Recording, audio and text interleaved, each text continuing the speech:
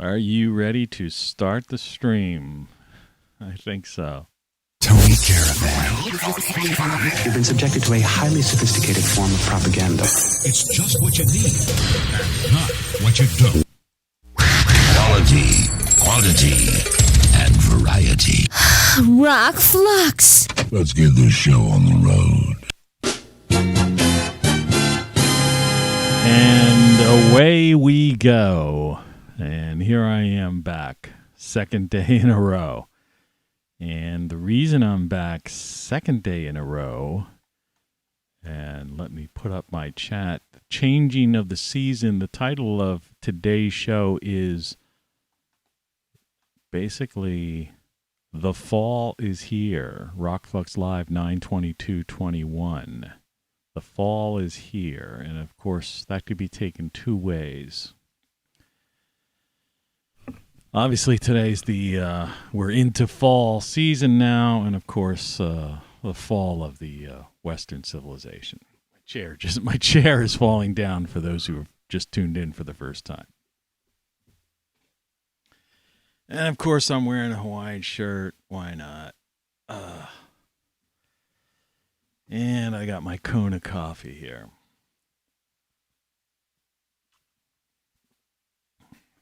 Which is nice and hot, and I didn't make the mistake of putting any nutmeg in it this time. It's good coffee. I didn't sleep that well last night. I mean, I just kept waking up. And I don't know if it's because it was the first day. I hadn't had coffee in like 2 weeks solid. And I also had some dark chocolate cacao, you know. C-A-C-A-O, cacao. Is that how you pronounce that? You know, instead of cocoa. You know, with some kind of like a little bit of a frozen yogurt late in the afternoon. And I'm one of those guys that if I have, and there's caffeine in, if you didn't know that, there's caffeine in dark chocolate. And that's like 100, I had the 100%. That's pure. No sugar, no nothing, you know. It's good for you. Allegedly, supposedly. It's good for the heart or something like that. But in any event, I had that late in the day. Oh, my microphone is acting up. So that could have been it too. So I just like caffeine for the first time in 2 weeks, and then I had some dark chocolate in the afternoon. You know, kind of sensitive to caffeine. Even when I used to drink diet colas like religiously every morning, the thing was I always cut it off at noon, because if I didn't, it would be, you know, any time after noon, it would keep me up. I can't figure out these people that drink coffee at night. It's 4:30 a.m. Eastern Daylight Time. Eastern Standard Time is until November, as I adjust the microphone.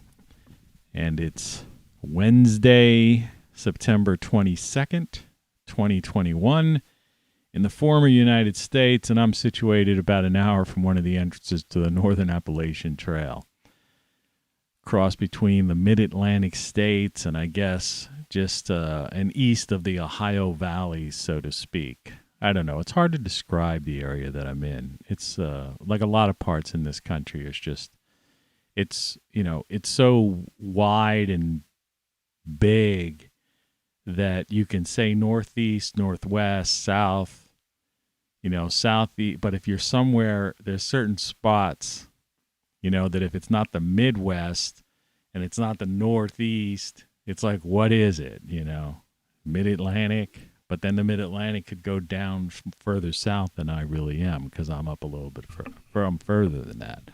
But I'm not necessarily totally Northeast. That's just one of those things. Anyway, I've got some of the old favorite things in for you. So let's just start out with the Weather Watch forecast. And I thought I would give you the National Weather Service map. which just got issued this morning at 3 a.m. So it's fairly recent.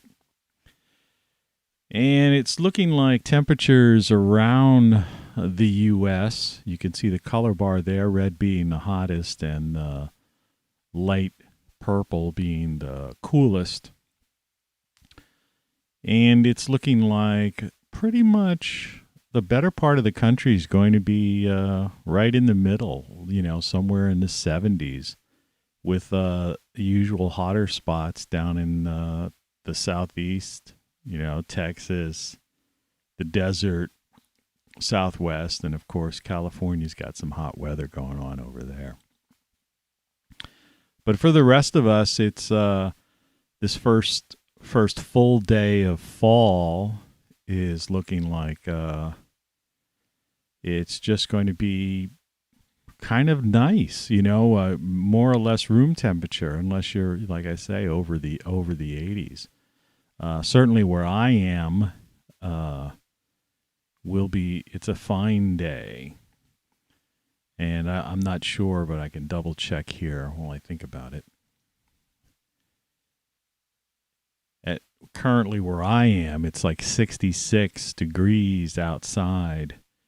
And we had rain last night, and today it's a 90% chance of thunderstorms, and tomorrow a 50% chance of thunderstorms. But tomorrow our temperature drops down to like 61. Today it's going to be like a high of 72. But the overnight's in the 50s. Friday night, the overnight's going to be like 46 where I am. So there's your... basically The Weather Watch forecast.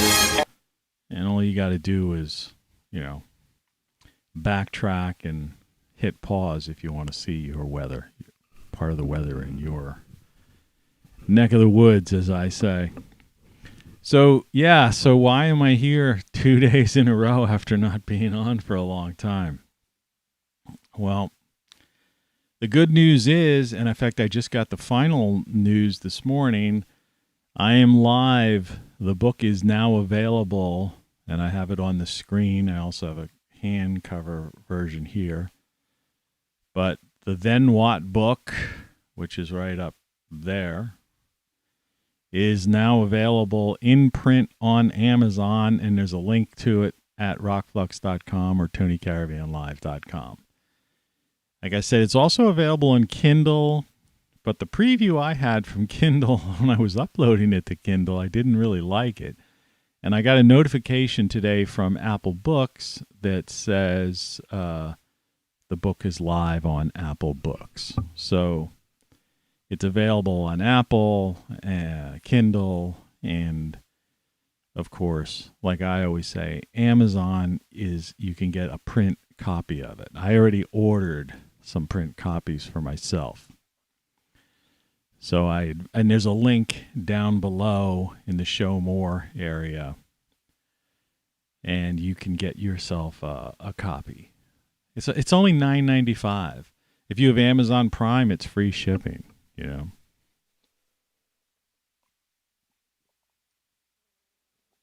So that's why I'm here today, and I've got the coffee pot.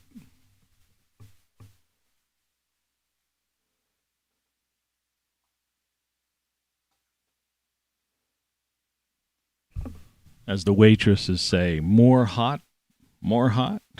Yeah, more hot. And the ROCKFLUX mug. Ow. Biting me, itching me. Sorry about that. I had an itch. An itch I had to scratch. So the title of the show is The Fall. Fall is here. And which goes pretty much in line with the book, which we can point straight up to. And the fall of Western civilization. I was looking at, and the U.S., the former United States of America.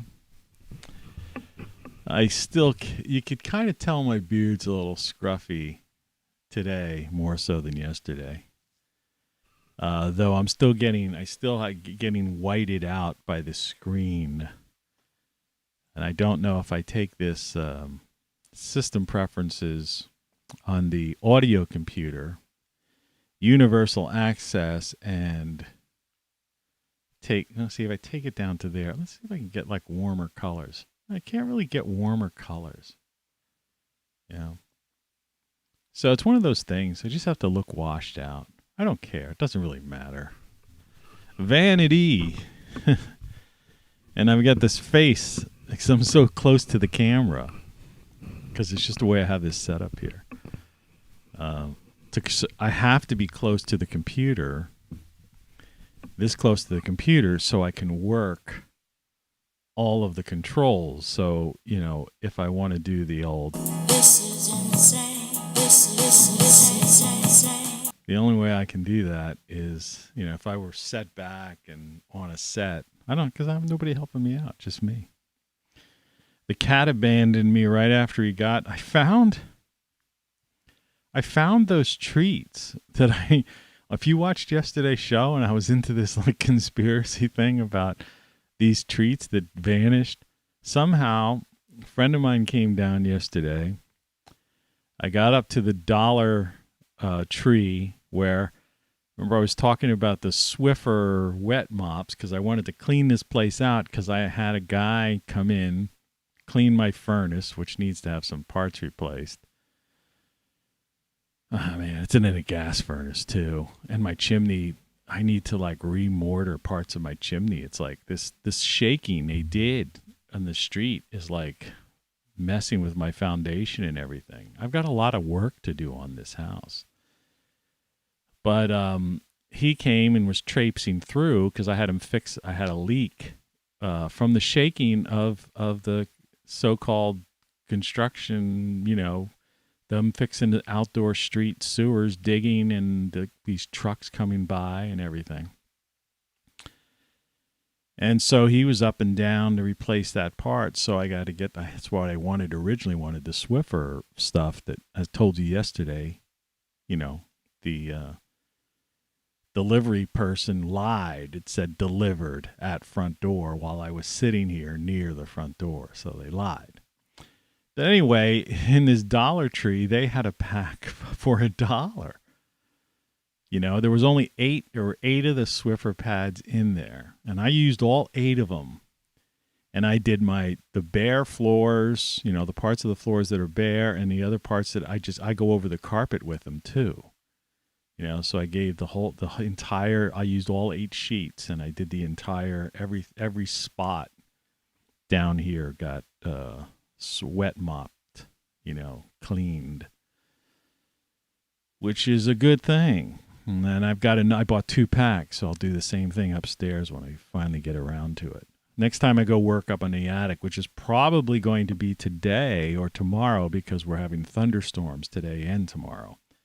And last night I woke up at about 11 o'clock and I heard drip, drip, drip, but it sounded like it was echoing into some of my bucket type of thing. So it's like I wasn't really worried, other than the fact that it was like enough to wake me up. So maybe that's another reason why I didn't get a good night's sleep.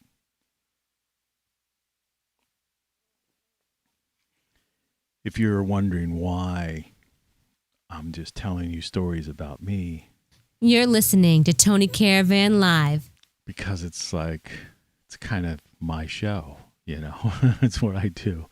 I usually start out that way. It just helps me get get myself organized. So that brings us up to speed on everything that we talked about yesterday. Though I did go to. There was some reason why I was going to tell you. I went to the grocery store. Oh, I got the cat. They happen to have that cat treat, and I just gave him some right before I, set up this whole thing. I got up at like 3 something again today. And he ate every one of them. So I don't know. And they were like $2.29 a pack. And usually those things are more like in the $1.50 or whatever. But we're in this thing where we have this crazy inflation going on. And I apologize if my eyes don't look fully opened. It's like I said, it's 4:41 a.m. and I haven't done these morning show and this early in 2 weeks. In fact, yesterday was a little bit later. So got the cat food. I got the other item that was. This is funny now. This is crazy. The other item, I went while I was out. I stopped by this garden nursery and picked up a bag of indoor, basically soil. Potting soil. Because I wanted to. I told you yesterday I wanted to. I'm just trying to bring everybody back up who was here yesterday. And if you weren't here, this is what you missed. Not some nonsense in the beginning of the show. So the potting soil that never came and that I ended up getting supposedly a refund for or whatever. Well, anyway, I bought some at this garden store, which was not cheap because it's a garden nursery and, their prices aren't, on on the bagged products. Their plant starts and stuff like that in the early part of the season are pretty cheap. But, their package products, national type package products aren't. So I spent more money than I wanted to, but I got some bird seed and I got the potting soil. Well, when I came back, on the porch was this smaller bag. And I opened it up, and it was a small, like a miniature version of the bag of potting soil I just bought, and that was the missing bag. Now, I didn't check my bank account or whatever and see if they're going to, now suddenly take, they supposedly refunded me. If they're going to, now refund the refund or something like that. So it's crazy, it really is. The left hand doesn't know what the right hand is doing. And you talk to customer service and, they don't know anything. And when you do chat, if you do that online chat, you're just talking to an AI chatbot, that has access to the same computer screen that if you get a live person, that just the basic profile of the, of you and the order, item ordered, tracking, and from there's not. So it's a chatbot and a human, and they're both about the same. That's why it's no big deal, and why they export a lot of this stuff to other countries like India primarily, because those people just are looking at a screen. So there's no real insight they can give you, and you usually can't, it's very hard to get someone to make a big decision, because they're like a human chatbot.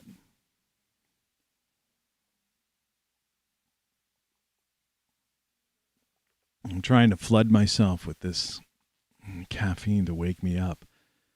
But like I say, even though it wasn't a good night's sleep necessarily, I went to bed I went to bed like 6:30-ish, 6:37.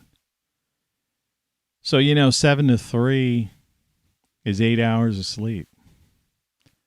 So it's all relative, it doesn't really matter. It's just a matter if you get enough sleep. So I think on and off, even though I was it wasn't like sleep through the night, which I rarely do anyway. But I mean, I woke up more than usual. Usually I wake up once or so. But there was noises, the dripping. Then at one time there was some other noise too. I don't know, like it was like dogs barking. I had the window closed last night because I thought it was supposed to be cooler than it was, but it turned out it only dipped down into the mid-60s. So, but it did do the old rain.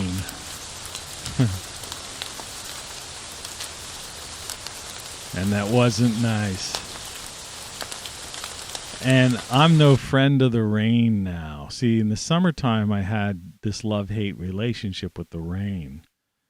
I love the rain. I like the sound of the rain. I like the smell after it rains. I like the feel of a soft summer rain. I like that it makes my garden grow better than if I water it with a hose. But the hate part, which you mustn't hate, but the thing I disliked about it was that my roof would leak. So that's that, Image of the day, great solar stuff. I've got some filters on this, and I don't know why this image looks a little bit like just too much, like over. Wait a second. Close. That was the climate. Sorry for that. Talking about inside information here. Maybe I just was trying to get the color more accurate to the way I originally designed the logo. It was kind of more like sun orangey glow. I don't know if that really kind of does it. A little dimmer glow. But I talked a lot about great solar stuff yesterday. And I'm not going to harp on that, today. But I just want to remind you that, now that we are in the changing of the season, we are, people in the southeast are still seeing storms. The northwest, Northern California, they still have some problems. They have high heat and still have potential fire problems. And cold weather is just around the corner. And, of course, there's always all other kinds of things that can occur, just power outages, and whether they're naturally or caused by somebody who hits a pole or something like that. And you really should be prepared for that. And I'm not going to, harp that.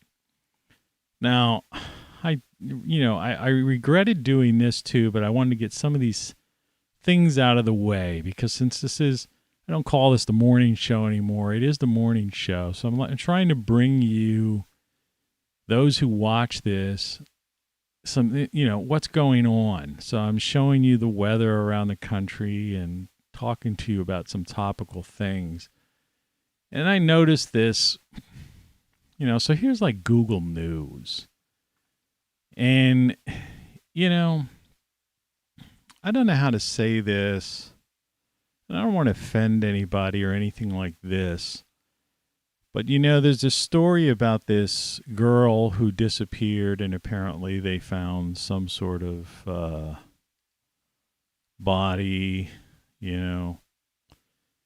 and I was talking to somebody the other day about this.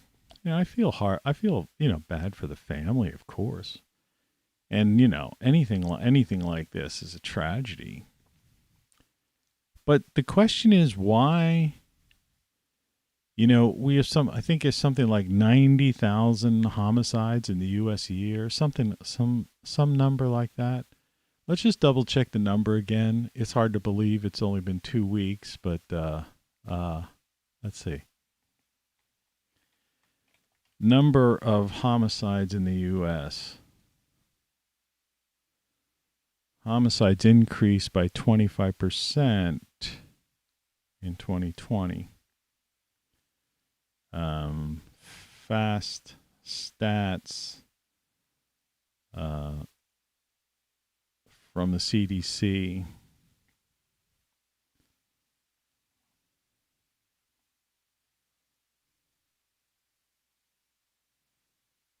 What are they saying here?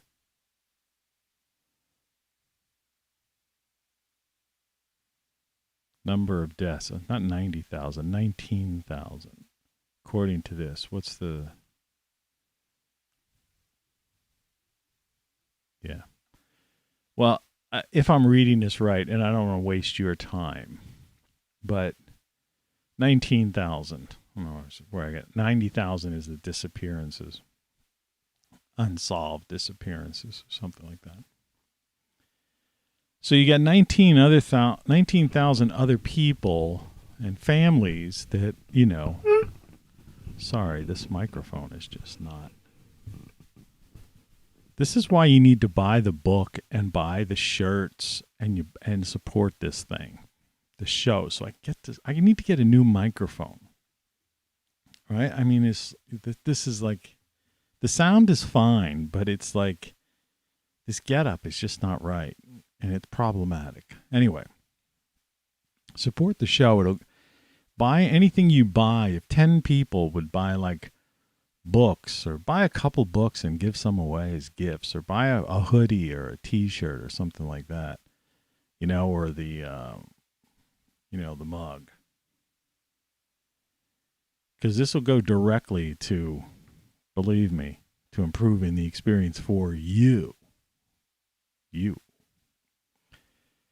So, you know, you notice this all the time. I don't watch the news, and I don't even really do the Google News thing anymore. But I just wanted to, because I'm back on the show and I was curious, okay, what's going on? And I'll share it with you. And see, this is like the top story, the lead story, but this is like one person. Yes, it's a tragedy. I really feel bad for that individual and the family. But what about the other 19,000 plus families and individuals that are victims of homicide, most of which go unsolved? And then we could see the other one is the House passes stopgap bill to avert government shutdown, debt default. All right. And that's enough of that. You know, that's enough of the news. So, but it's the same old story, you know, and it's like, you really like to know I would, just out of curiosity, as somebody who's been involved in media my whole life, I'm curious about the backstory on that. Like, how do they cherry pick, you know, an individual that they will decide to turn into a story? It's like last year, I'm not going to get into the name, but everybody knows the name of that guy that they made, you know, murals and signs and had protest rallies all about. And again, the same thing.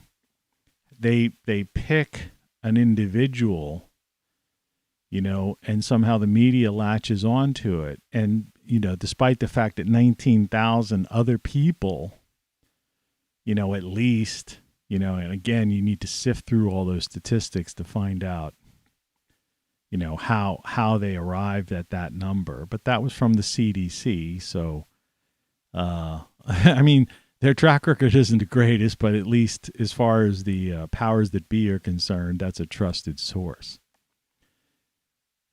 But how do they decide? You know, they just pick one. It's demographic profiling. You know, it's what it really is.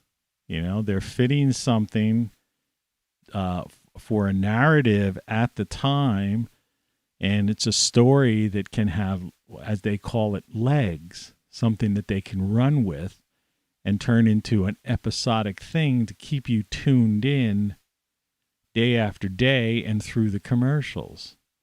And they must have figured that this particular individual and this story was that kind of thing for right now. Whereas last year, right, the other individual was the right demographic profile that could keep people tuned in through the commercials, and they could episodically create this as some kind of binge viewing thing, you know, and to sell commercials, to sell cars, as I say, because that's what the media does. Radio sells cars, TV sells cars, TV sells prescription drugs, right? I mean, that's what they do, bright and shiny objects. It's crazy. And, you know, and when you dismantle it, right, you take it apart and you see it from that side, it's, you know, it's freaky. And it, you know, and you just say, man, like, what's going on? You know, like who, you know, where do these, you know, who are the drivers of these stories, you know?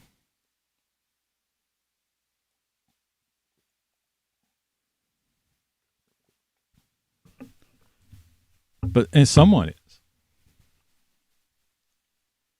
I'm pouring more coffee.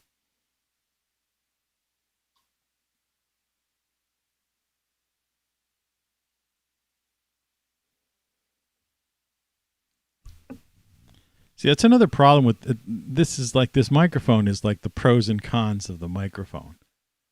See, I had my soul patch. It's usually invisible because it's hidden by the mic. But I lost my train of thought. Oh, the microphone. The pros and cons of the microphone. So this is a very directional microphone. It's a cheap microphone. You know, this is the one you're really, you know, the singer, you know, basically the karaoke type of thing. Karaoke, whatever they call it. It looks like karaoke when I look at the spelling. But this karaoke thing, this is the microphone they hold in their hand and you hold right to your mouth. And it just doesn't pick up. It's called a directional microphone, and it's very directional. Like, you know, when I'm like this talking into it, I have to do that. If I get out here, you know, you can't hear me. And sometimes I'll talk about traffic outside my window, so I'm pointing to the windows over there.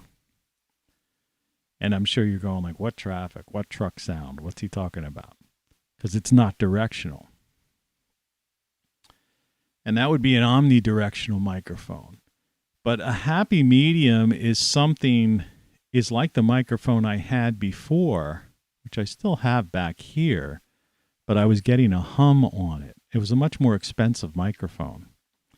And I had to change my entire setup because of that microphone. And I also had a reverb, which was kind of neat. And that was causing problems. So I had to like simplify. Less is more in this case. But what I would like to do is buy a microphone that has just a little bit that's directional, you know, so it's pretty much on my voice, but it has just a little bit of bleed through to pick up some ambient sound. If you get what I mean. So if I turn to the right, you could kind of still hear me, but you might pick up a little bit of something, but it's not going to be overpowering enough to interfere with my voice. You know, I'm a geek. This is the old, you know. You're listening to Tony Caravan Live. So, you know, you got to put up with that kind of stuff because that's what it is. Making up the rules as we go along. That's what this show is all about, you know. Some days it's... This is insane. This is insane. Yeah, I know. Back in the saddle again, like I said yesterday. It's fun, you know. This calls for some big scratching. And I forgot to say. Good morning. Okay. All right. So, the book is out. And I quick put it, the moment I got the notification, I quick put it in order, you know. So I ordered myself a stack of them because you get an author's price. I could buy some at cost. So just in case for any reason, you know, the thing becomes unavailable, at least I'll have some. I also give them away to my family. You know, they're like holiday gifts and stuff, you know. And same with my shirts and stuff like that. I personalize, you know, my whole thing is my swag I am the easiest, you know, it's the easiest thing for me to do to buy gifts for people nowadays. You know, before, I mean, I was always a gift giver.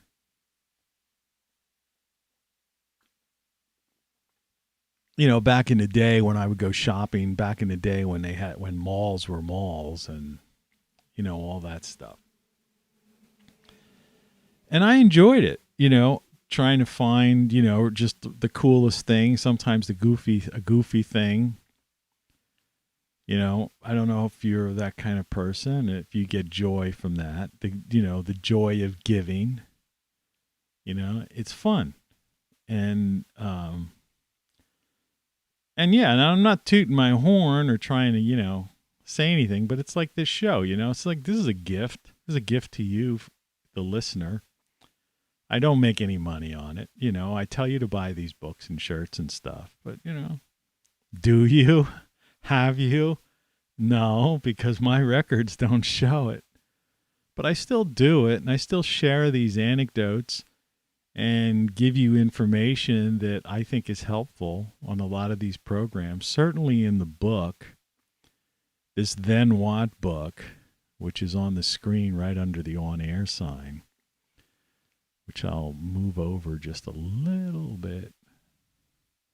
And you can see the Great Soul. If you look really closely, the Great Solar logo is just right below it. And of course, my last book, Codex, is right here next to the Jackery, which we talked about yesterday. But yeah, you know, I used to like going to, I like the, you know, the mall era was pretty fun.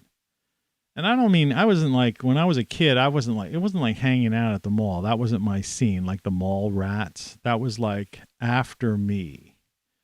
That wasn't my generation.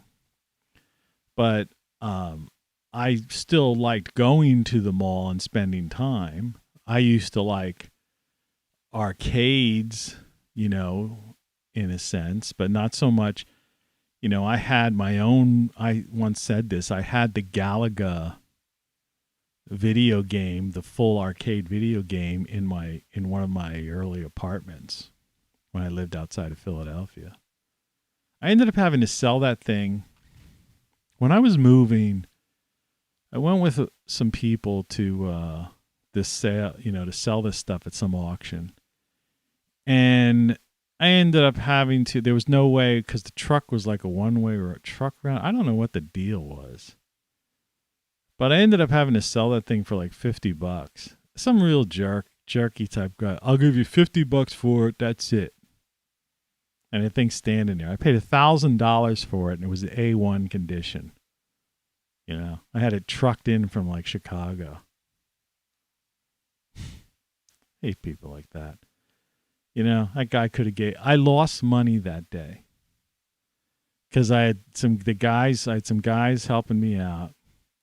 And when I paid for like the truck rental and gave everybody a couple of you know, whatever their share or something, I forget what it was, I ended up with nothing. Like I was, like I said, I used to smoke cigarettes. I ended up maybe with enough money to buy a pack of cigarettes and get it, you know, and get a couple drinks at a bar or something.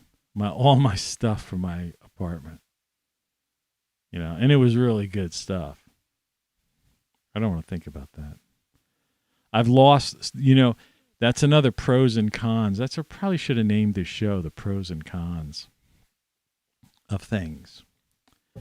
And in the book, I do have that likes and dislikes thing that I talked about on either my last show before the break or the show prior to that, about making a list of you know, getting if you're trying to get your life back in order.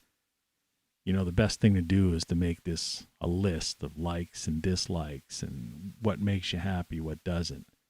And I actually put the form in the book. That's another reason why I recommend getting the print book. It's only $9.95. All right, $10.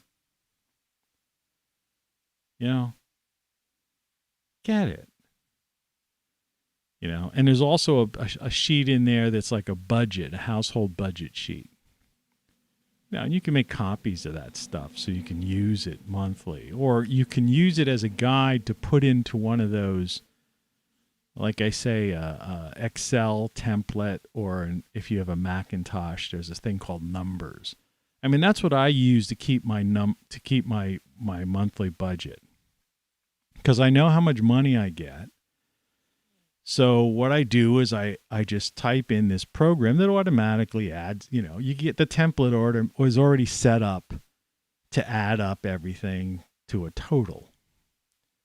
There was a time when these programs first came out, they didn't have any templates. So you had to do literally a mathematical formula to use those programs. And so it was X plus Y, added, add row whatever to row 2, this, that, the other. But now they just have templates. So you just type in, your line item, such as your mortgage or rent, your utilities, whatever, Netflix bill. But the idea is I use those every month. And I was printing them out for the longest time and just keeping these sheets. That's when I used to do taxes, but I don't pay taxes anymore legally. Now, before anybody goes crazy, Mr. IRS person. No, I intend, and I've talked about this before, but it, like I say, all this stuff bears repeating. I intentionally live right below the poverty line. So if you live below the poverty line, you don't have to file taxes. A lot of people don't know that. And I have that, I have it.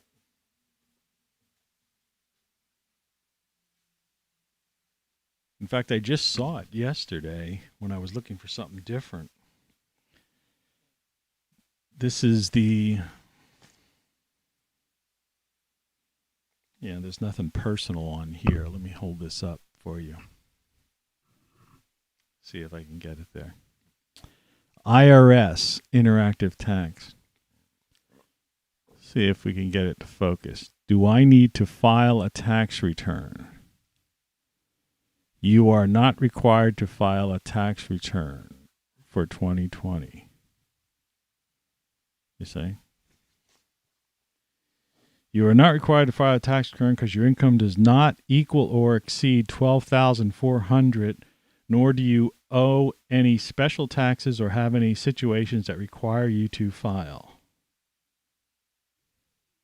You see? So, yeah. So if you make less than $12,400 a year, now some people, it's like $1,000 a month. And some people would say, how could you live on $1,000 a month? And why would you want to? Well, I'll tell you why. And why I think you should. I mean, if you can, all right? Not everybody can. Well, my house, my mortgage, taxes, and insurance only cost $200 a month. So it's only $200 to live here, So, I mean, that's the equivalent of somebody's rent. In other words, my rent is $200, but it's not rent, it's mortgage. I own this house. But the mortgage, taxes, and insurance, which is, everything combined, and is all paid by the bank that I have the mortgage through, is $200, right? So you get $1,000 minus $200. That leaves me $800. Well, yeah, you got electric and gas, right? And then you've got, a series, internet. I cut the cord with the TV, so I don't have the cable bill or any of that stuff. And if you're also under that thing, I also, I get it's called EBT. I get some food benefits, right? I know it sounds like a welfare guy, but I worked my entire life, and I've had good jobs, and I paid taxes my entire life, and I paid more than my share of taxes, compared to the average, worker, because I've had my own businesses. And I was paying state tax, collecting sales tax, paying quarterly taxes. I mean, I've paid my taxes. I've paid my due.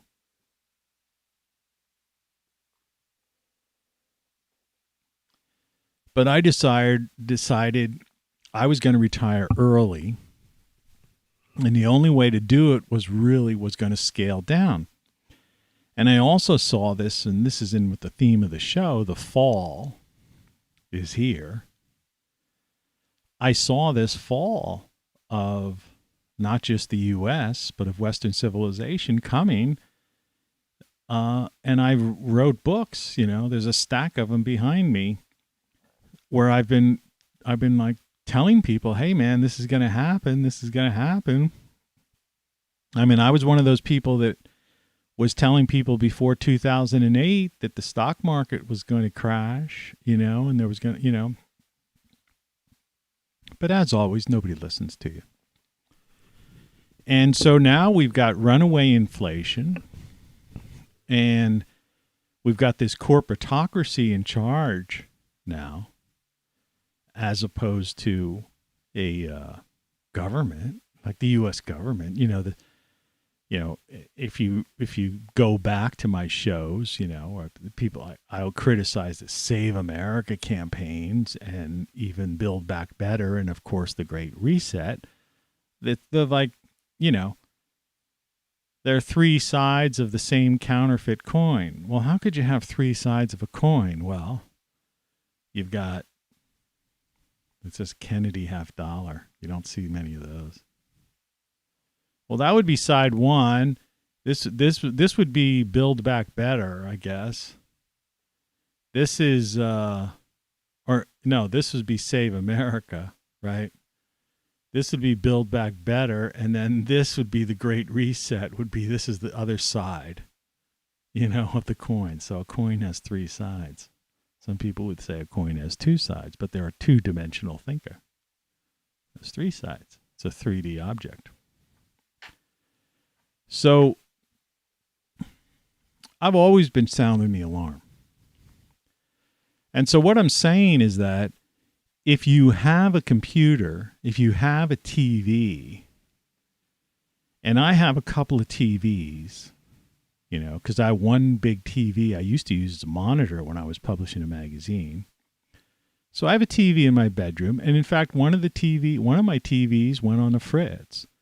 And I was like actually almost ready to buy another TV and more or less get in debt, because, I pay monthly on it or something. But I had a backup TV that I had in the kitchen bar area.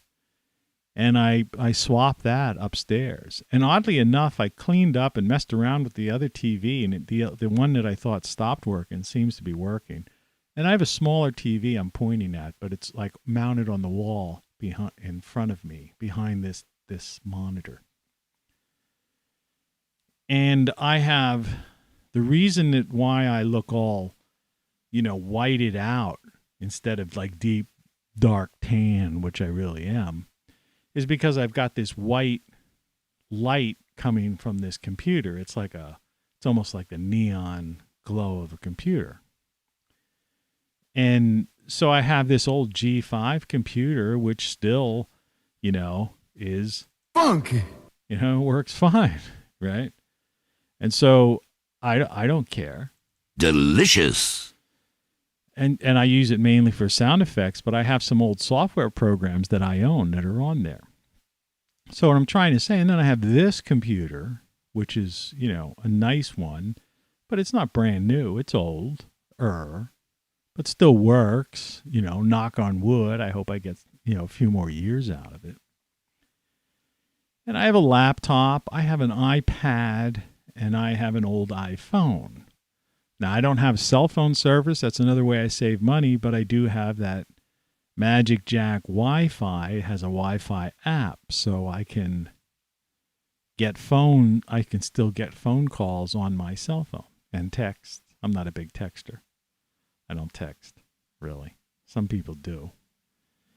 And sometimes I'll look and there'll be this text I got like a couple of days ago. It's like I have to apologize to Trey if you watch this thing today. I noticed you had a couple things on the chat, and the chat on this thing is hidden in the background. And so unless I go to look at it, I don't know it's there, you know. And sometimes I remember, but sometimes I forget because I'm doing this nonstop talking, this podcast, webcast. So, yeah, I mean, that's one way of surviving the corporatocracy and this great reset, is that if you are capable and able to live below the poverty line. You know, it sounds awful, but it's not. It's relative, you see? Now, you can't do that in New York City. You know, you can't do that in Washington, D.C. or Center City, Chicago or something, in some high, you know, real estate area, you know, where you have some people pay more for parking every month than I pay for my my mortgage, taxes, and insurance, right? And I've known people who've moved out of New York, but before they moved out of New York, were paying like $3,000, somewhere between $3,000 and $5,000 a month rent, you know? Now they had jobs, you know, in six-figure jobs, but still, you know, that's like a big chunk, you know, that's a lot of money. You know, they were paying what you can buy. They're paying more in a half year in rent than I paid for my house, you know? So it's like, you know, that you could just go, and you could go, and people are doing it. They're going all over. They're going to Florida, Texas, you know, not California. They're getting out of California too. Carolinas, you know, all over the place. A lot of the southern states, and they're finding places that are affordable, you know, that are reasonably priced, and are in, you know, and have all the amenities that you expect, because we live, you know, for better or worse, and it's really, in some cases it's for worse, but not always. We do have this homogeneous society, so that unlike maybe 50 years ago where, you know, depending on where you lived, it was almost like a different culture, right? And people even, and accents even. Like there was a time where people could tell if you were from Philadelphia. I mean, everyone's familiar with like the Brooklyn accent and, yeah, like a South Philly accent, and, you know, like up in Minnesota, Chicago, you know, and maybe Louisiana, you know, the certain areas that there's still enough people of age that have passed on that, and there's a certain, you can spot that person. But generally speaking, you know, with people once people go away to college and people move away from their hometowns, and they're around people, you know, it's just like that stuff isn't, it just vanishes. It's the same way as you pick it up. I don't know if I told this story or not, but I went to Australia on 3 different occasions, on working on some project. I was working on a film project. And when I came back the last time, I was in my house and I was just talking to my parents. Yeah, I was like my mother or somebody. And she was like, "Stop talking like that." Right?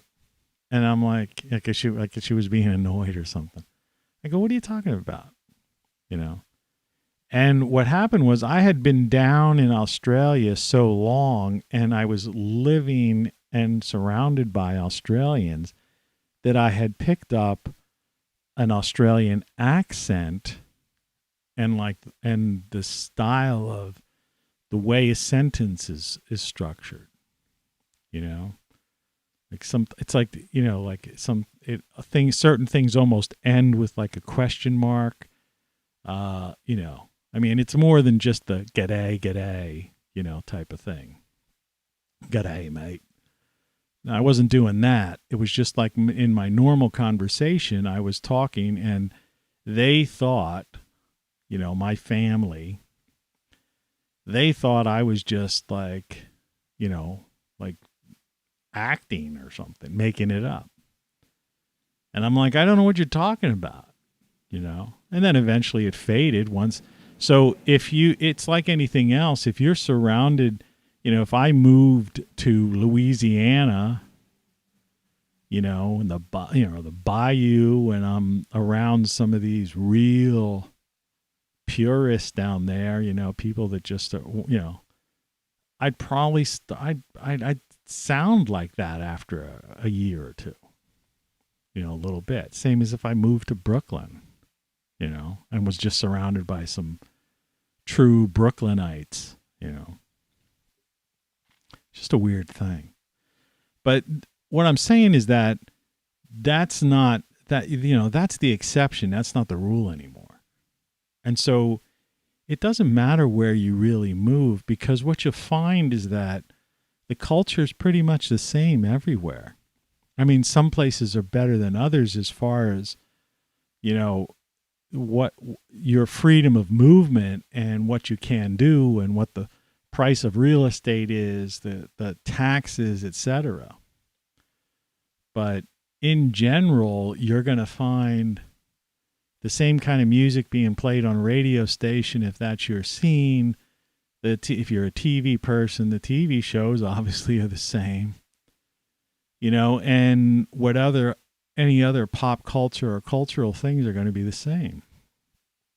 So it's not like you're going to be like an outcast, it's pretty quick, and I know, because I traveled this country, it's pretty easy to fit in, you just kind of look around, get the lay of the land, see what people are doing.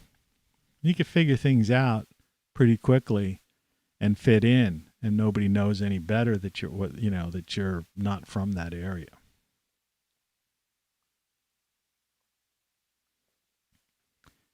But yeah, so you don't, if you're in poverty, if you're in, living at the poverty level, you don't have to file federal income taxes, So that's one good thing about it. But there are also other benefits too, And like I say, it's not like some people think, oh, you're like, you're taking advantage of the system or something weird like that. And it's like, no, not really. It's like, you work your whole life and you put money in. It's even like the argument, some people, there are people that actually literally hate Social Security. Like they think that should be abolished, right? It's a whole school of thought. Social Security, it's socialism. It's like, well, Social Security has been around since Roosevelt, okay? So, first of all, deal with that, all right? Second of all, it's deducted from your paycheck every week, or every 2 weeks, whenever you get paid. And you pay into that system. It's just like if you're in a union and you're paying union dues or something like that, or, people that have pensions and stuff. And the idea is, and for the longest time it worked that way until they really kind of messed up with the S&Ls back in the 80s. It's like we're in the Reagan era. Was that by the time Reagan was, in power, the S&L, the S&L debacle. Well, it was more than a debacle. It was like the prelude to what happened in 2008, but that was back in the 80s. And the idea is that, you had compounding interest. And also, if you really looked at it, if you think about the market, which is another thing, you've had markets, rise and fall. All right. But in the long haul, I think the Dow was around 5,000 in the in the 80s. See, now, for once, yeah. Good morning. For once, I happened to look at the chat.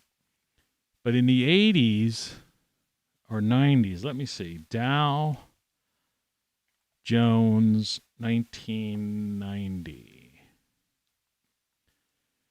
In 1990, the average closing price of the Dow Jones was 26.79.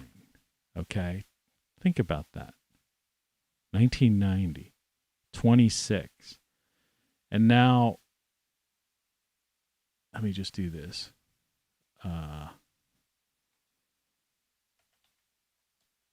Current.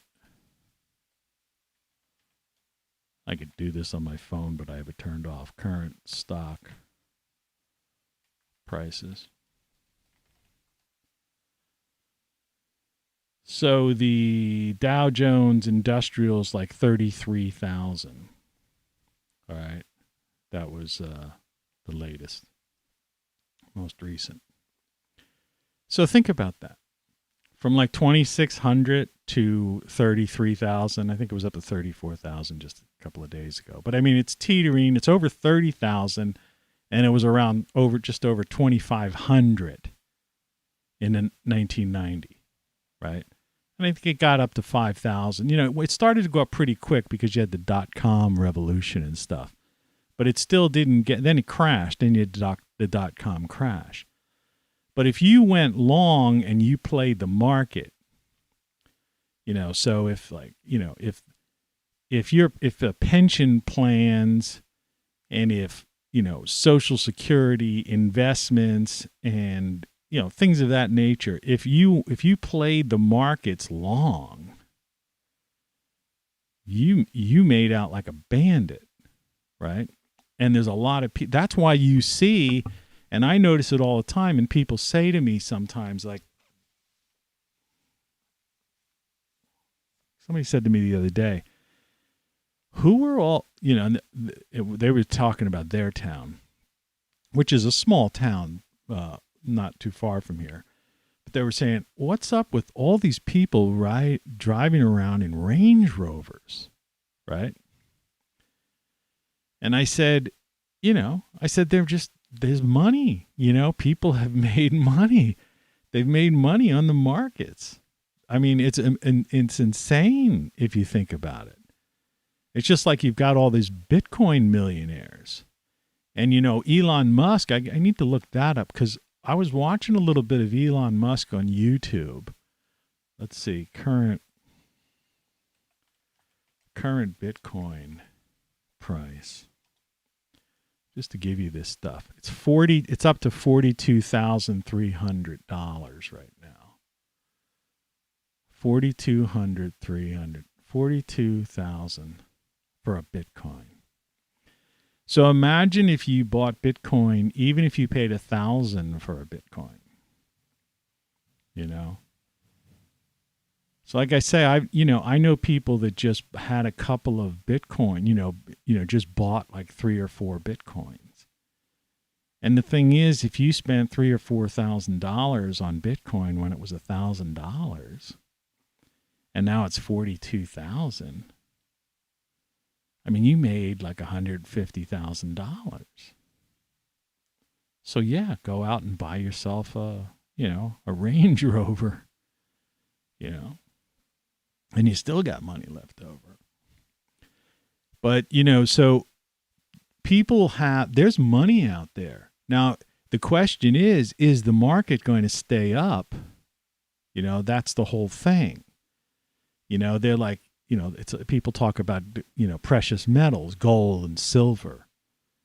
You know, and those prices are being intentionally lowered, kept low. Because there isn't enough supply for demand. So people are, the investments are in gold, are basically like gold futures. Like people are playing the market, but they don't have physical, they're not trading physical gold. And so the prices aren't like really true. And with silver, I'll just give you a little bit of financial stuff. I'm no expert on this, but I mean, for the layman, if you want to understand this, I can impart a little bit of information. So at least when you hear these things, you know what people are talking about. And the thing about silver is used in manufacturing. So there's a demand for silver. So the price of silver should go up because there is a demand for physical silver. And if you have physical silver, I think that the price of physical silver will probably go up when the markets go down, inevitably go down. And the price of gold, likewise. Eventually there's going to be a day of reckoning with precious metals. And it's just a question of when. You have the Fed, the Federal Reserve, the central banks that are now wanting to get into their own versions of Bitcoin. They want to get into this blockchain and digital currency stuff. And the reason they want to do that is because they've been using fiat currency all along, and which basically means they were. You've heard 1,000 people say this. I think the cat just walked in. They're printing money, right? How many times have you heard that? Well, the idea with what's going on now is that they just are creating these digital money. I call it digital ledgers in the cloud, right? So they just transferring these numbers through ledgers to banks overnight, and it doesn't exist. It's just a number. The bank says it exists. It's like the U.S. dollar has always been. It's like we say in reality, the U.S. dollar is worth about 2 cents, right? If that, considering our debt. But it's because of our military, or prior to the current administration and, the debacle in Afghanistan and all that. But I mean, prior to that, the point is the U.S. basically said to the world, our dollar's worth $1, right? Because we say so. And, and it's backed, when they say backed by the full faith of the U.S. government, what they really mean is backed by the full force of our military might, which has bases all over the world. So if we say it's worth $1, it's worth $1. Don't question it, right? And that's basically how it's been. And people who've tried to mess around with that have, there have been consequences. This, like I always talk about, and I mentioned this in my book, the concept of what the average person doesn't understand this word, and it's a hyphenated phrase. Socioeconomic geopolitics. Socioeconomic geopolitics. That is the secret of how the world is run.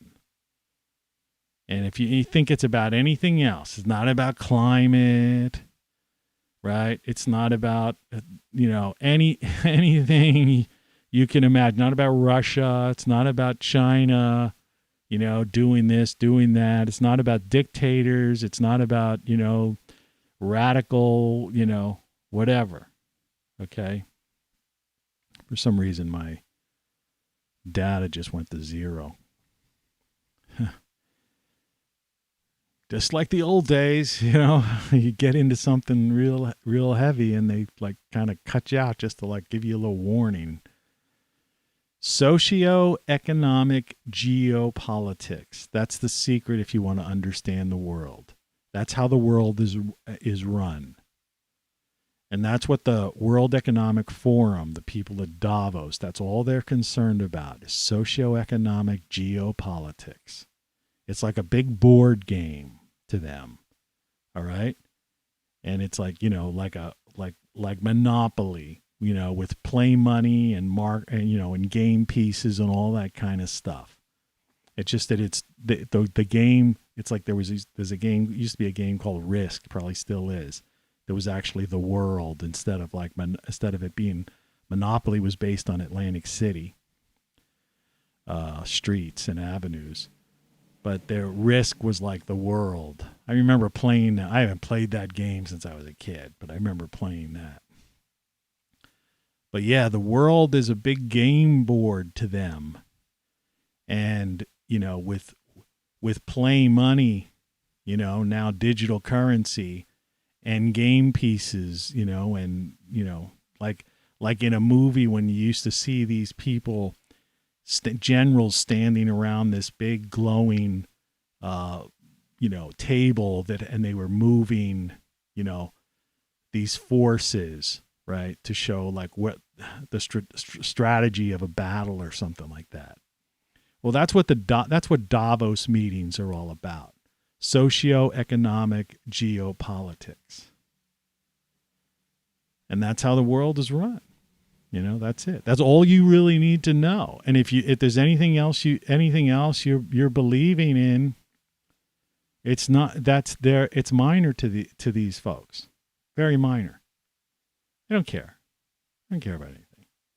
They pretend, they'll do anything they can to manipulate and control. I mean, there's 8 billion people on the planet, so I got to pour some more coffee here a sec.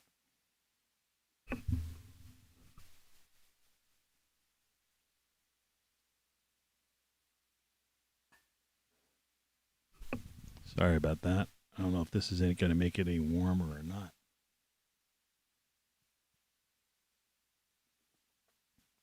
It's just at the verge where it's about ready to get cold. Man, I hate that. I need to get one of those secondary, like if you leave your coffee on the coffee pot itself, if you leave this thing, right? It'll stay warm. But I just put it on some hot plates here because I'm not going to bring my coffee. I got hardly any room as it is. But I know they sell these like little things that are just little warmers, and that's what I need, something to just keep it warm. It's like I invented these things one time, but I never like really patented it. And it was the idea at a bar, because I always like cold beer. And I had this idea, these things I just called it the cold spot. I think I listed it in one of my early books. Just an idea to throw out to somebody. Go patent it. And the idea is to create a bar, because underneath the average bar, I know because I've spent my life in bars. Underneath the average bar, that the bartender is always going down, grabbing a beer from under the bar or ice from under there, right? Or is like pouring, the drafts, right? And all that stuff. So underneath that bar is cooling equipment and ice and things. So my idea that I wanted to patent, but I never did, was that instead of having like coasters on a bar, there would be these metal circles that would be called like cold spots. All right. It was going to call it cold spot, TM, trademark, registered, right? Cold spot, R circle around it. And what it would do is it was the same way they have coils running through, right? For cold beer, draft beer to come through, if you have like anybody who's had a tap system or something like that. These coils would run through these various coolers or ice things. So you're not using extra energy or anything because it's existing. And they would be connected, here's the top of the bar, and they would be connected to that cold spot, that circle. And that's where you would pour the bartender would put the person's drink there, or put the bottle of beer there, or glass, whatever. And that would be keeping that cold. So you know, neat idea, right? Cold spot. Patent it, make it, you know. Or if you're a bar person, build one. DIY stuff. You know, if I were into it, if I used my bar more, I would do it just for the heck of it. I'd create it. You know, but I just don't. My heavy drinking days are just long gone. You know, I just don't do it. You know, I guess I you know, I don't know. I miss it. You know, I mean, it was fun, but it's just that, like, you know, it's just not the thing. Cold spot. I don't know how I got on that tangent, but be that as it may, for something completely different, I want to show. I was talking about food and health and immunity and all that stuff yesterday, and I have this picture I just took. This is something I ate the other day, and I wanted to show this to you. And I didn't. I wanted to show you this, not that. Now, the reason I'm showing you this is and I was talking about how you can use an outdoor grill. Like this is my stainless steel, one of my stainless steel pots. And the handle on this, which you can't see, I don't believe, no. On this is, let's just put the whole thing there. All right, now what you're looking at is the white little chopped up areas are garlic. And obviously this is broccoli underneath the garlic. Okay? And that's Parmesan Romano fresh, you know, grated Parmesan Romano cheese over top of looks to be like a tomato soup, but it's literally made with tomatoes from my garden. And underneath there, included in that, are the way I start this is by like sauteing like onions, mushrooms, and there's also some zucchini in there and things of that nature. You know, even some fresh green beans out of my garden, peppers, you know, all that stuff. And of course, turmeric and black pepper seasoning. I think I even have ginger and stuff in there. And the idea is at the very last minute, you top it with the broccoli and the garlic. And you just take your spoon then and kind of just depress the, you know, if you want to, depress the broccoli and a piece of garlic down into it to get some sauce and cheese on it and eat that stuff first.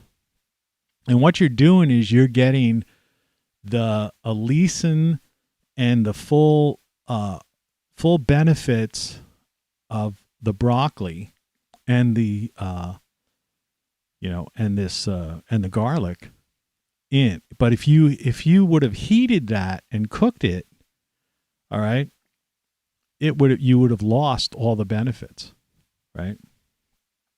And you know, garlic is like an antiviral. You know, it's a weird thing, but for some people, it's actually like as strong as Viagra. You know, that's a weird thing. I've never used it in that regard, but there's this you chop 4 cloves of garlic, but and consume it, you know, with, you know, and of course, whoever the person is has to like better have garlic too, because, you know, do you ever notice this thing about garlic? If 2 people are eating garlic, you don't have garlic breath. Right? You can't notice it. But if you have garlic and somebody else doesn't, then you got garlic breath, right? Or if somebody else has garlic and you didn't, it's like, yeah, garlic breath. Right? But if you both eat garlic, you don't. I think the same thing with onions. I'm not sure. But anyway, I'm telling you this because a lot of people don't know that. And I was talking about absorption yesterday, and I remembered I took this picture. This is just something I just had a couple days ago. But that's how I make my stews, you know, soup type of things.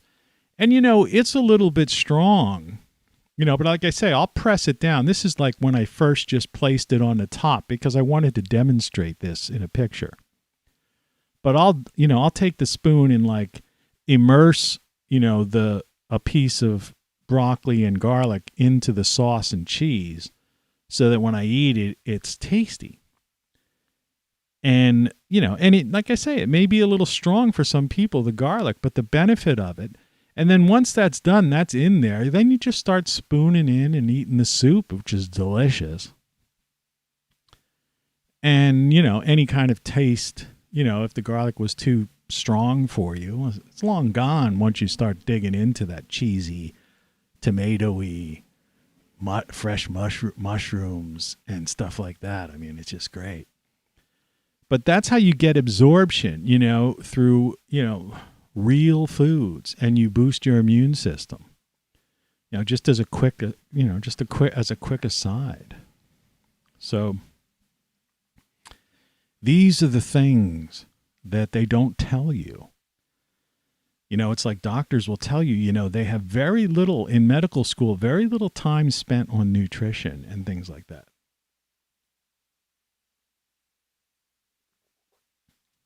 Very little time spent on a lot of different things.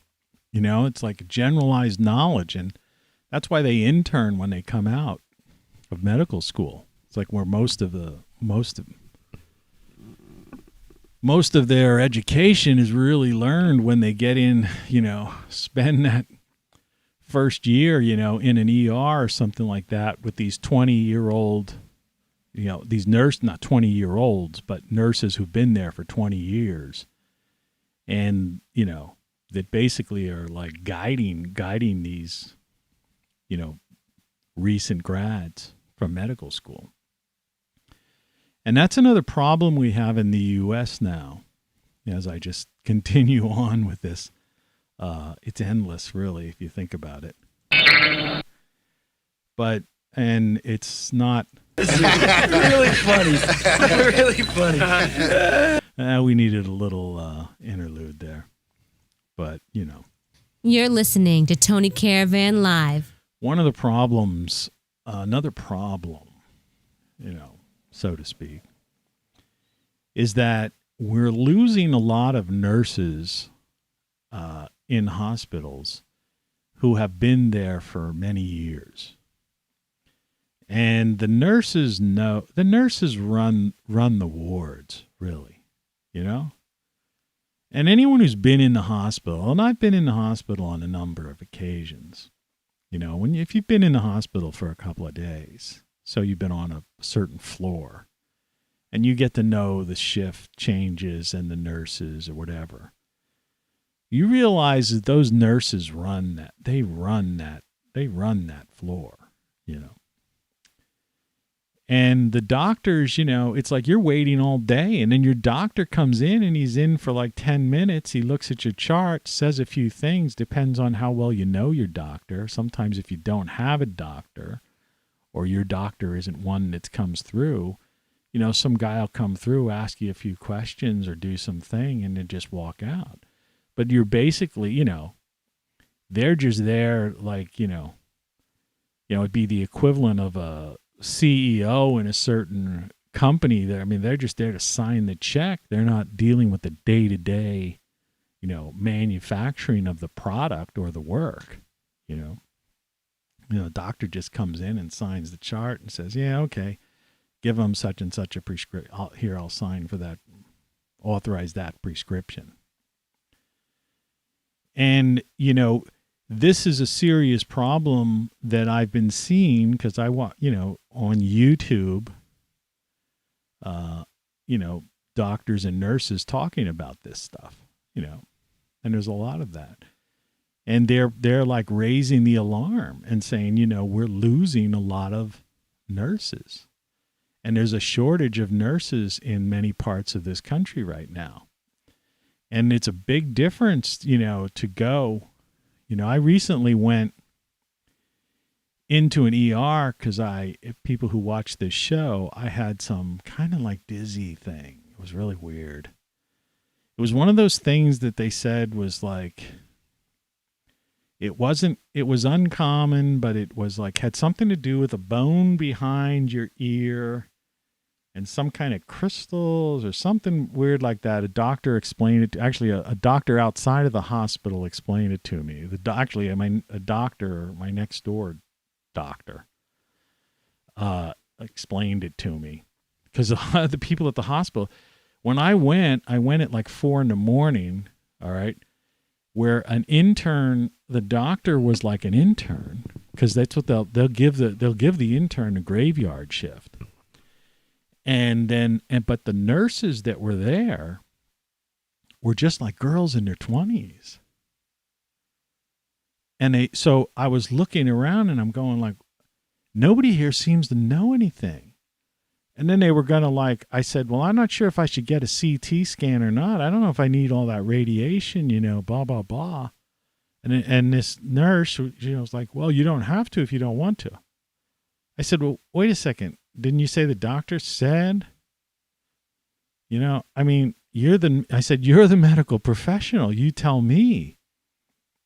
Right? And this person was like puzzled. I ended up saying, well, because I was like dizzy. I couldn't stand up. It was the strangest thing. But apparently it happens. And some people, they require actually therapy for it, to get their, I was going to say sea legs back. But with me, it just kind of, it equalized itself,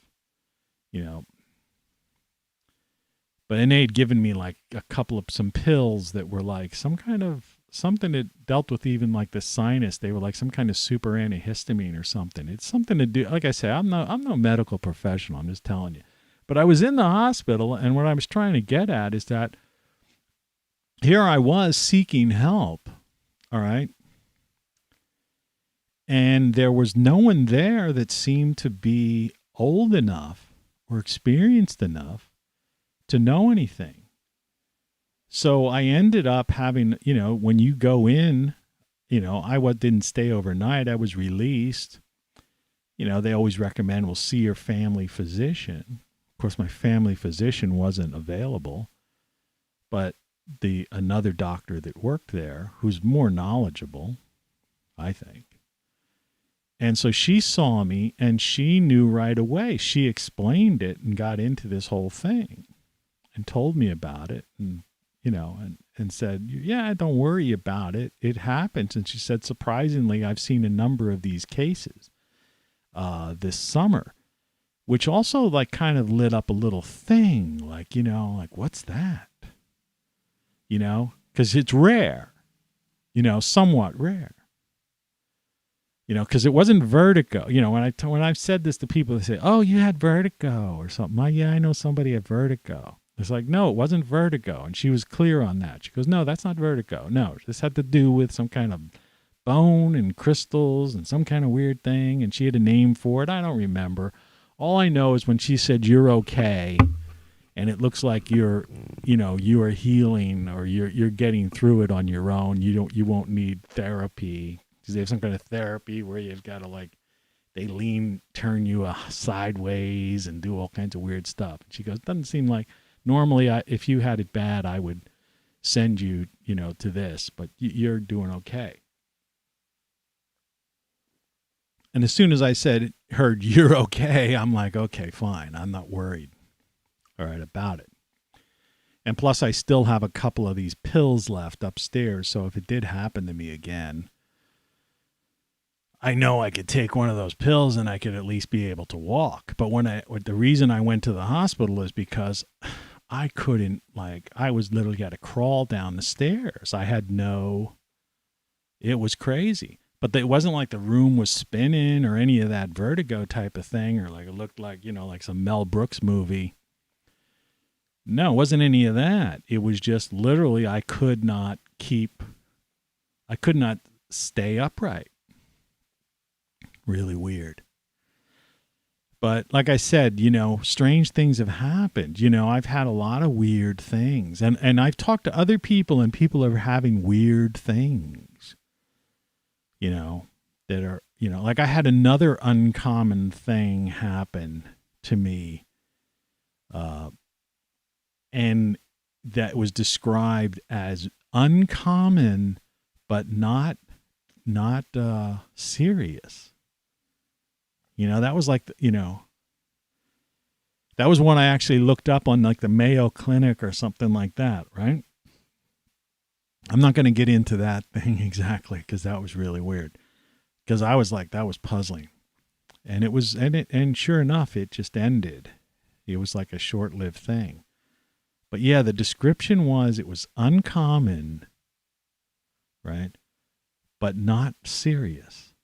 Like there wasn't even anything about it that was serious. Like, and there was a laundry list of what it could have been caused by. Uncommon, but not serious. Weird, isn't it? Yeah, like, you know. Anyway. But so so when I was at that emergency room, you know, I was taken back by that. I'm going like, you know, these nurses are just girls in their like early 20s that just took these jobs. And this doctor is an intern, you know, fresh out of medical school. The guy came in, not into my room, but when he came in, because the other doctor, there was the overnight doctor. It's like a change of shift right around the time I got there. And this guy came in and he looked like he was like in his, you know, mid-20s, you know, just out of medical school. And he even still had like a backpack, you know, like college-y. And I'm looking, and here's this guy coming, this doctor who's the guy in charge, you know, of the, you know. And he's got a backpack, and he's fresh out of medical school. And then all the nurses, I'm looking around, they're just like girls. Yeah. Even the cleaning person who was like mopping up the hallway and stuff like that was like a younger person. It's like, you know, because these are high paying jobs now because there's a shortage of people who want to do this stuff. I mean, part of it's because of this plague. A lot of people don't want to be around this stuff. You know, they have all kinds of reasons why people are either leaving the jobs or not taking these jobs, but the pay is really good. Cold coffee. What are you going to do? So, you know, that's part of the, you know, the theme of this show, you know, the fall is here, you know, so we don't know what's going on, you know, this thing, the unspeakable thing is just continuing, endlessly, you know, we're heading into flu season, so who knows, you know, lockdowns ahead, probably. You know, people are pitted against each other. You know, you've got all of this stuff going on. Your papers, please. So it's like, you know, it's just strange, you know, strange days like that Doors, the title of that Doors song.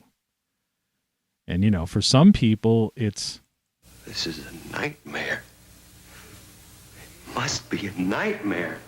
You know. But that gets back to what I was trying to say about living below the poverty line or at the poverty level. That it's not like you're a welfare case. It's a matter of being someone, you know, if your cost of living, right? So can you survive and thrive? It's 6 a.m.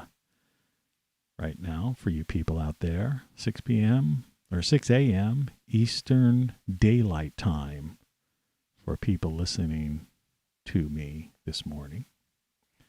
And it is September 22nd, 2021. Just thought I would give you that little ID at the top of the hour. You're listening to Tony Caravan Live on ROCKFLUX YouTube channel. You're listening to Tony Caravan Live. But yeah, so, you know, you don't know what's going on. You can't get a straight answer, and people keep changing. That's the part that bothers me the most. And, you know, that's all people want to know. You know, they want answers.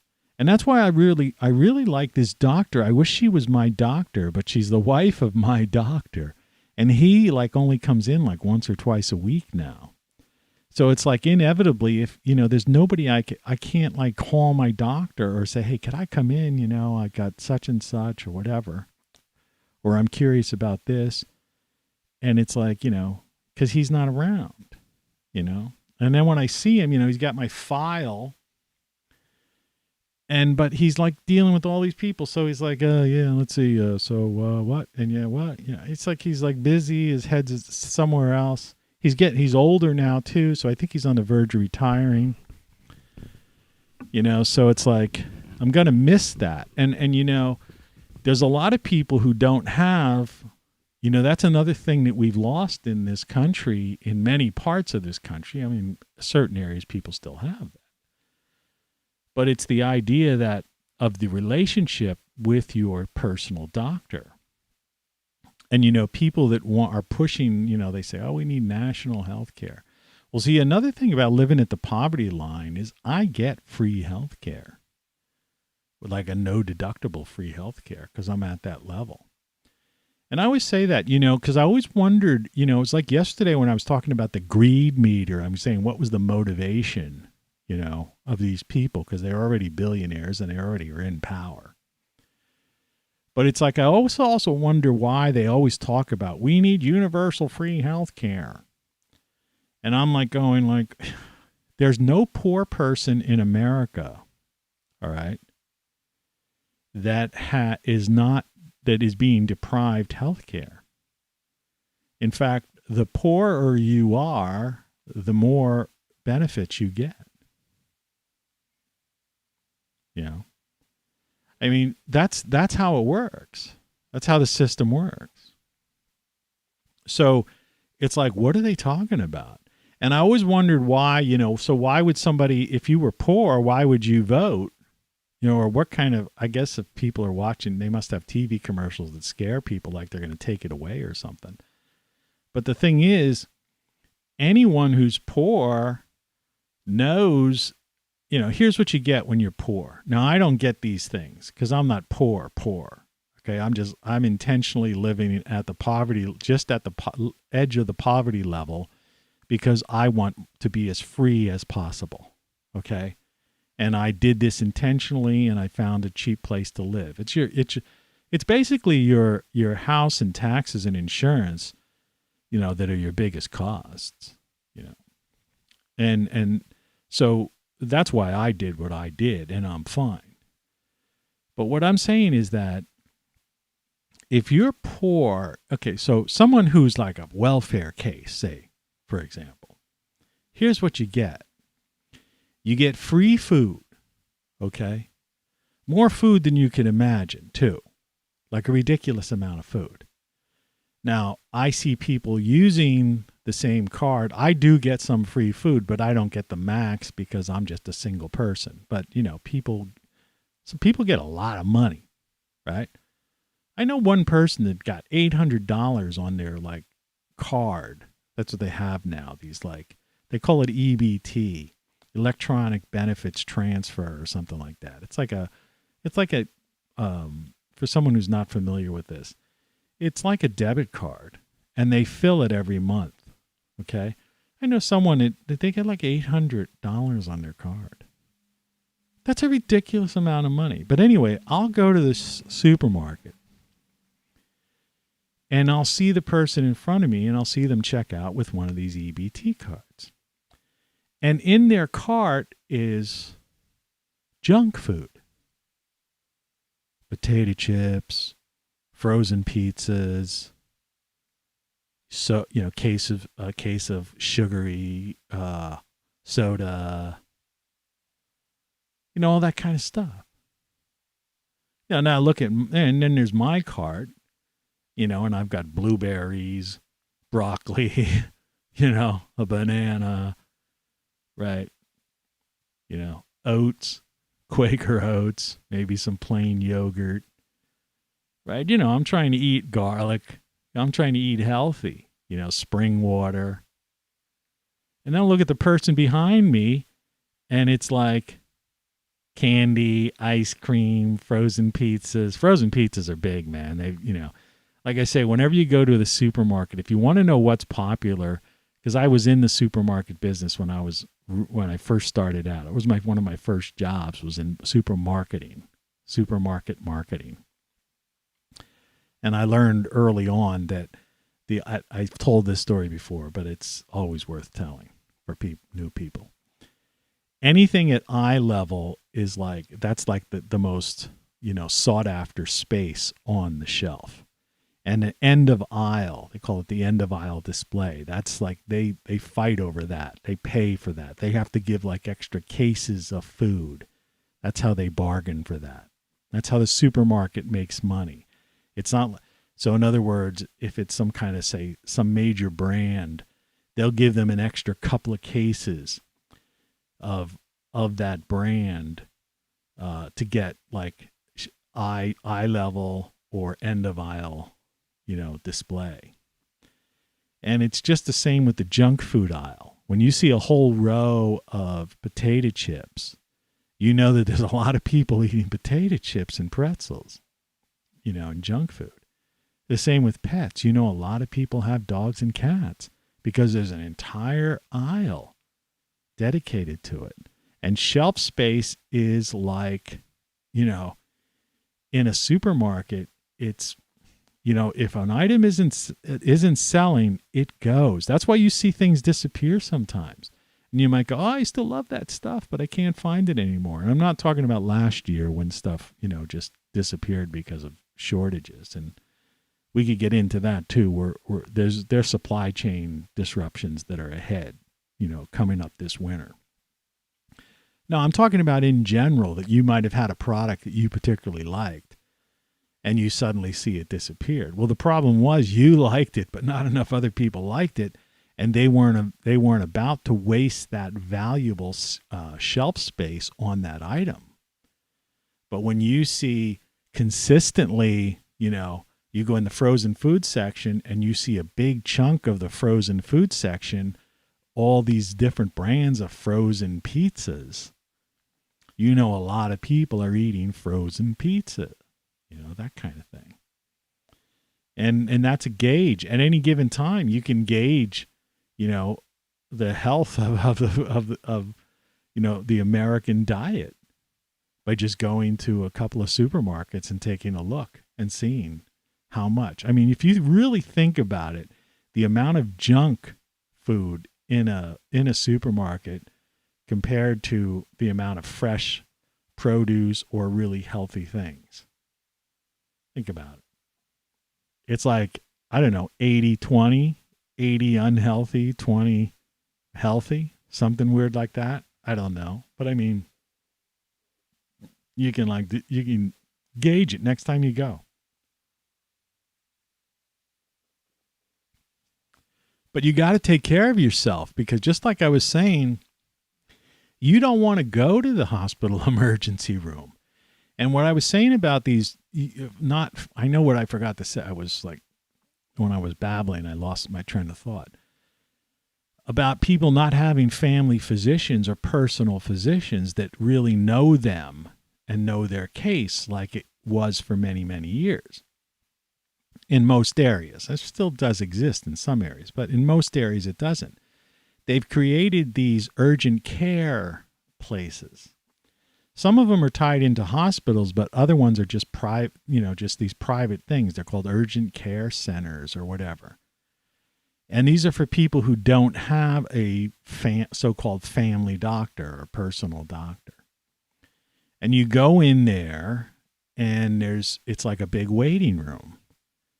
And then you go to the counter and you tell them what your problem is, show them your insurance card or whatever, and they say, take a seat. And you sit there, and some people sit there for an hour or whatever, and that's it. And that person that sees you doesn't know you and may, your records, they may have access to some kind of digital records or something like that, but they don't know you. And you tell them a story. And the next time you go, you might see someone completely different. So you have to repeat your story. And then that person is kind of re-diagnosing or maybe looking at something, but the other person might not, so the healthcare industry, which is, it's a horrible word to think about, industry, healthcare industry.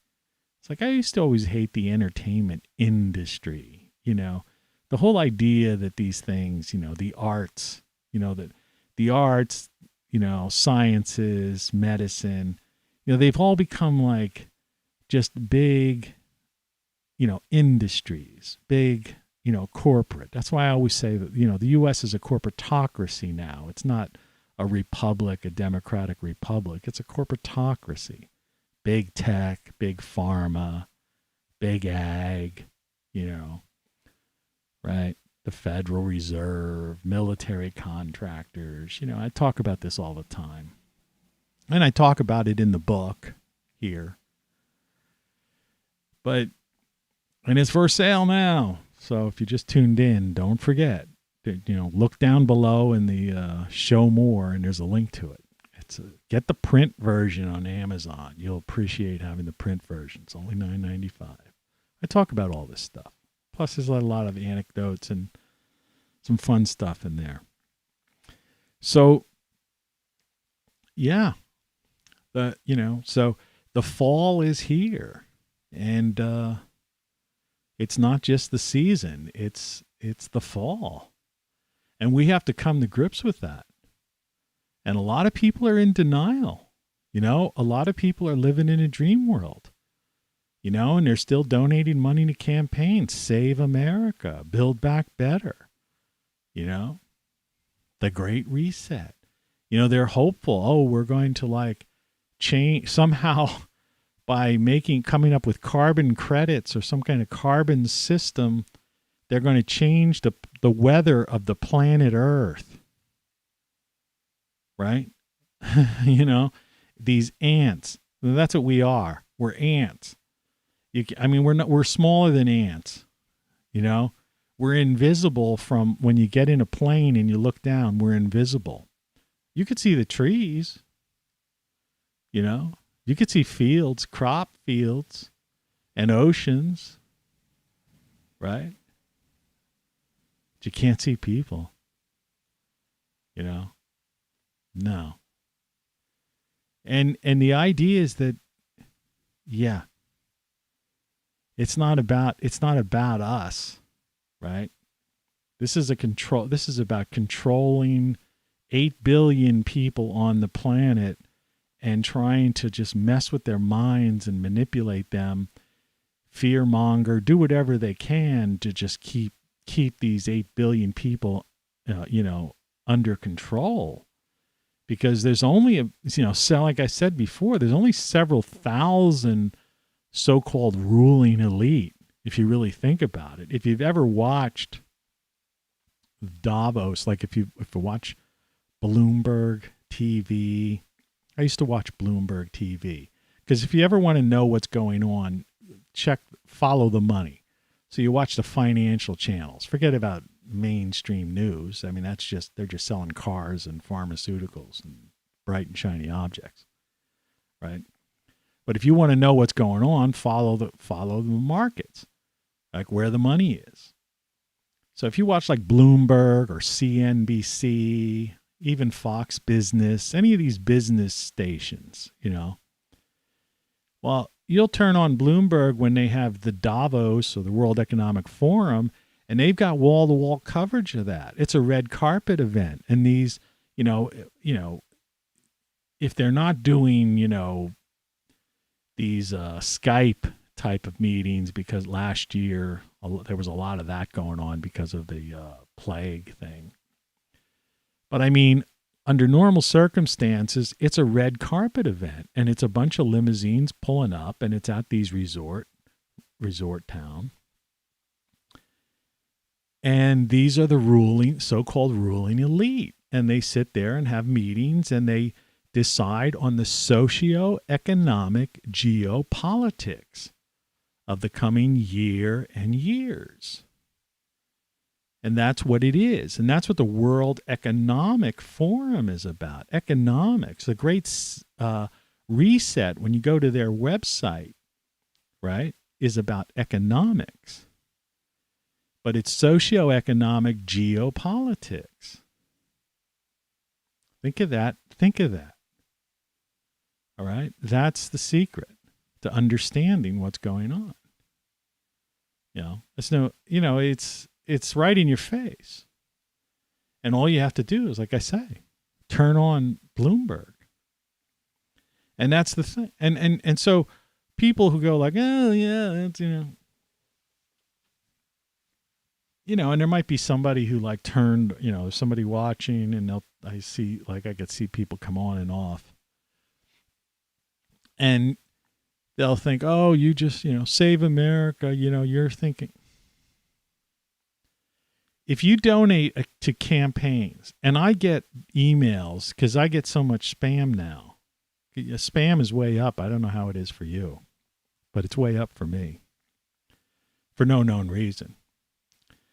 But over the years, I've always been interested in everything. So, like, I've supported the individual, not basically, I've never been dogmatic. I've never been like an ideologue. So I was in issues when I don't care about politics anymore because I believe we are in a corporatocracy, so I'm not political. So, but when I was interested in what was going on, I was more an issues oriented person. So if someone, if a libertarian, a Republican, a Democrat, an independent, green, whatever, depending on who the individual was saying a thing, then, I might send them $5 donation or something like that. Right. And this is years ago. I don't do this anymore. But you're on a list. And once you're on a list, you never get off a list. I bought a GE radio 20 years ago, right? Some wall radio 20 years ago. And I still get emails from GE because I still have the same email address. But like I've gotten, like just this morning, I've got things from, Build Back Better and things from Save America, right?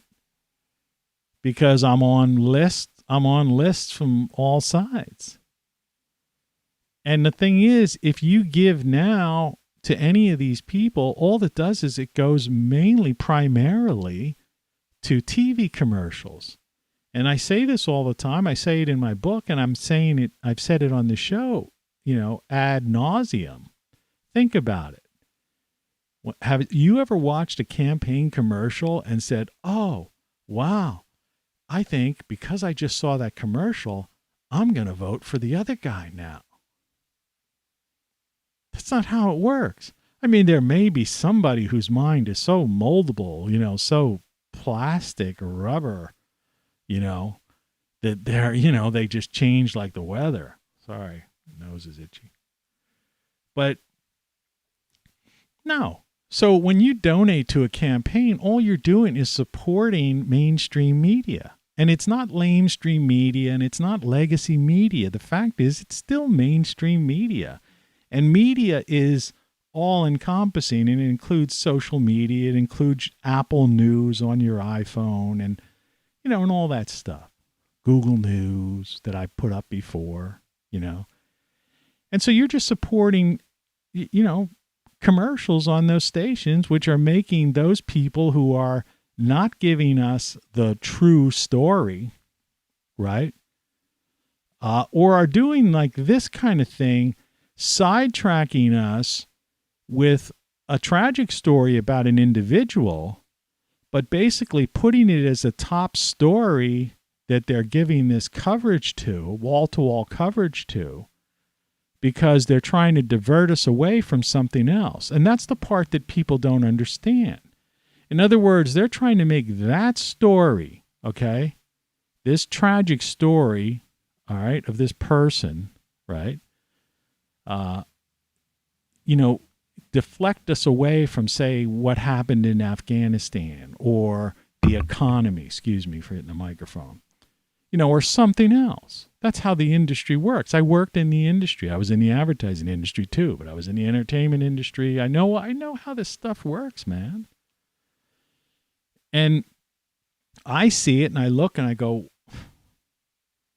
that's crazy. That's crazy. But the average person doesn't. They just look and just, with a blank expression on their face and sit there and watch this stuff all day long. And they take it and they believe it. And that's how we got to this point, and that's why fall is here. Because there's no going back. And if you think by donating campaign money, all you're doing is supporting the people that brought down the system. And the more money you give to these campaigns isn't going to make that person that you're donating to rise to some level and win. Right? Commercials, they don't work. They don't work. All right? Everything's fixed and you can't change it. All right? It is what it is now. It's too late. You had the chance, 10, 20 years ago, perhaps, but it's long since gone. And people have to accept that. And that's why I did what I did and why I'm talking about, living, within your means and being free. So anyway, that's my message for the day. The time went pretty fast, surprisingly. And like I say, the main reason I got on today is because the book is now available at Amazon, and there's a link below.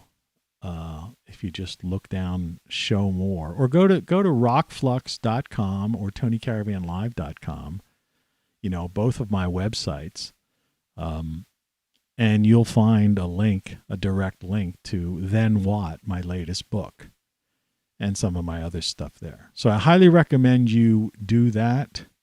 Thanks for tuning in. I appreciate it very much. Morning. That was loud. And I'll see you again tomorrow. I don't know. Like I say, I'm just going to play this by ear right now, But, I enjoyed this. It was fun. And help support the channel. Get some swag, Get a t-shirt, get a hoodie, get a ROCKFLUX mug. Buy the book. Please buy the book. It's a good book. I put a lot of work into it. And check out my channel, ROCKFLUX, for more videos, and ROCKFLUX.com and TonyCaravanLive.com. It's the same web page. It's the web place I have the links for everything. So thanks a lot, and I'll talk to you soon, probably tomorrow, if not the day after. Take care.